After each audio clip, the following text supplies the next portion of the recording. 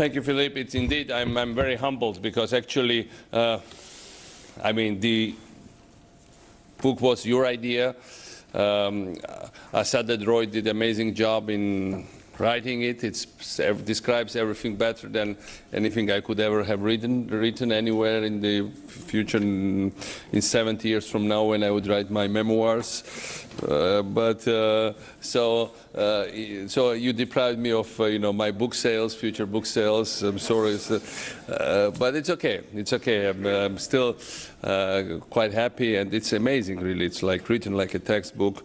As you know, I'm here for 2 occasions, and it coincided very well together.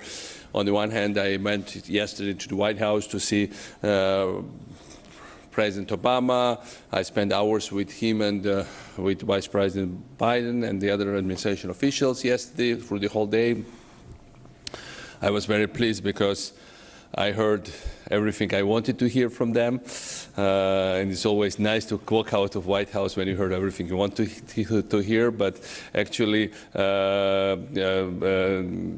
not least the fact that they started the process of free trade agreement in Georgia, which nobody around us in the region has, with the United States, and it's a touchy year for the U.S. because, of course, they're going into election year. Free trade agreement is not a self-evident thing inside U.S. politics, and still so that's why it was a big gesture from this administration to propose it for Georgia.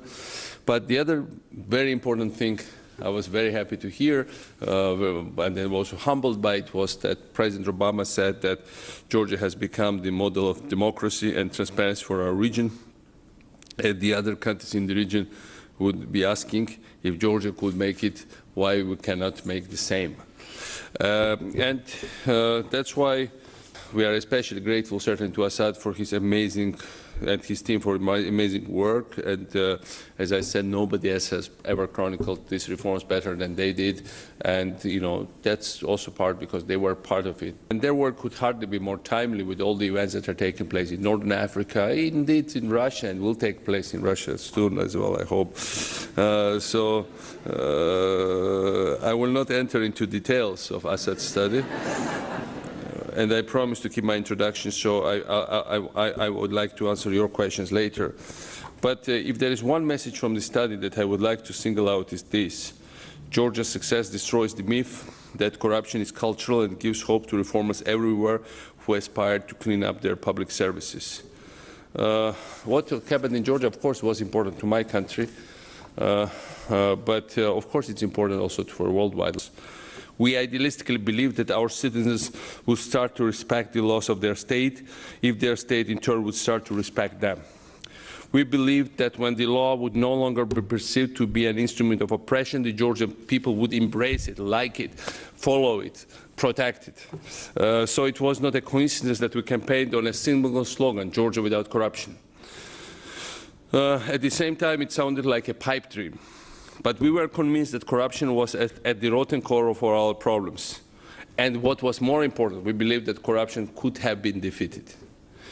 When a peaceful popular revolution, graciously baptized the Rose Revolution by CNN, brought us to power in 2003, the situation was so catastrophic that we had to reinvent Georgian state from scratch. It was the situation when we came, treasury was empty. We didn't know where to start with. I remember we first went, it was a young team of reformers, and it still is very young, by the way. I was young at that moment. Now I look old for Georgian politics, almost obsolete.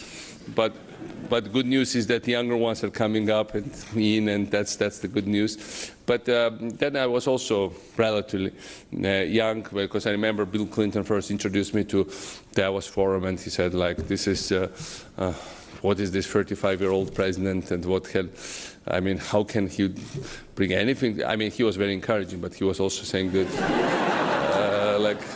and then there was a Western journalist that characterized our team at that time. A moment you would hardly call it a government, but a team, as an Ocean 11. That's what happens when you are brought in by a revolutionary wave. It's a wave. It's always faster than you. And it's also a tide. You know, it comes forward and it goes back. And you better surf on it, because otherwise it can be very destructive. So there was no handbook to guide us. Now we have a handbook, and maybe others can be guided by it. But, well, Assad was a little bit late for us. He wrote this book a little bit later. I would have loved to have it on, like, in 2004 to read from it. The book is great, and that's exactly the way I think, even better, it describes things even better than it really happened in life, maybe. But it's not a criticism, it's just a compliment. But I think the main thing that is you need to be armed with the experience. And we also learned a lot from Estonia, from here and from there. We were often criticized for learning from Singapore, but we learned from Singapore as well. We learned from other places. We are still learning a lot. I still travel a lot. I learn a lot of things. My purpose of my travel mostly is like 20% meeting officials and 80% learning, looking at, learning from economic systems, retail shopping, architecture, infrastructure. I'm watching all of this. I'm very intrigued. And then you want to replicate the things in your own country. But the main lesson is that you should be daring. One should dare. One should take risks. One should go for it. Life is too short. A life without risk is too boring. And the rewards for rightly taken risk or for risk plus luck are too high. So that's my final words, and maybe we can have some questions. Thank you. I would like to close by asking President in this case, based on the similar experience. With the benefit of hindsight, President Saakashvili in this case, what would you have done differently? I'm assuming in this case it's going to be the advice for the next president or the president for other country in this case that is going to start saying that I'm sure in many developing countries the most popular political promise of any political leader is always that I'm going to fight against corruption. So what would you do differently? And what is the advice if you give to other prime minister, president that is run and have this commitment to fight against corruption?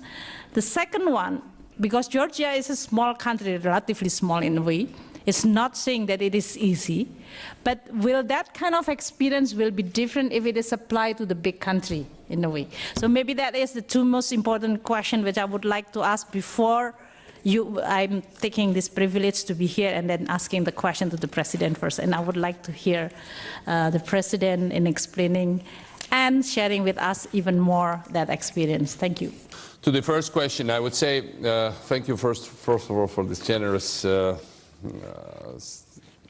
review of what's happening also in Indonesia. It was very interesting to listen to it. Obviously, it's a very, very fascinating country. First of all, we have still, don't write me off as president, not for next president, because we still have 2 years to go for very, very radical reforms, actually. I think the main reforms are coming now for, also in terms of political system in Georgia. But I think the biggest lesson I drew from myself is something that is not popular to say, but I say it all anyway, everywhere, is that I regret every compromise I made. I think I regret every delay we made. Every time we thought, okay, this might not be very popular now, let's do it maybe next year or the year after that, it always backfired. Once you do systemic reforms, you should go after it and do it in every sphere without delay, without hesitation, and then that's the way it works. When I was in Georgia, I was really astonished to see the police stations are in glass.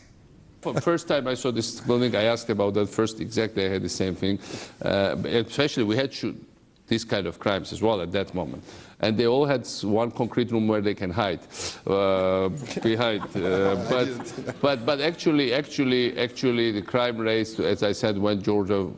Dramatic. It's the European Union that several studies for the last 2 years is the safest country in Europe. Iceland was competing with us for a few years, and then they gave up. If this was the truth in the less nice part of town, and he was a bit piqued by my remark and dragged me on the car, and we went to the suburbs, and indeed, it's all in glass, all the police stations. But now let me turn to the future, and one very straight question, and I think it reflects a number of other questions, is what is the unfinished agenda? But I think it's in the end, it's in education system. It's in bringing up new generations. That's how you make a new country. And then the country will look beautiful overall, I guess. Just the mountains and nice climate and sea is not enough. You need all the rest to look good. Sorry. That sounds like Steve Jobs. That sounds like Steve Jobs. Where do you see Georgia in 5 to 8 years from now? So I see it with modern infrastructure, high-speed trains, all kind of clean energy, electric cars, good highways in all directions, well-developed resorts, well-educated young people coming up. 70, 80, 100-story skyscrapers, they're all coming up now. These are not plans because they will be there already in 2, 3, 4, 5 years. It will just look strikingly modern. It will look, it's still an European country. It will start to look like Singapore in terms of visuals. And I hope it will be a very dynamic place to be in, just a comfortable place to be in. That's how I see it. Well, thank you for sharing this visual. I can see it. Thank again for the book. Please read it. And thank President Saakashvili for taking the time out of your busy agenda.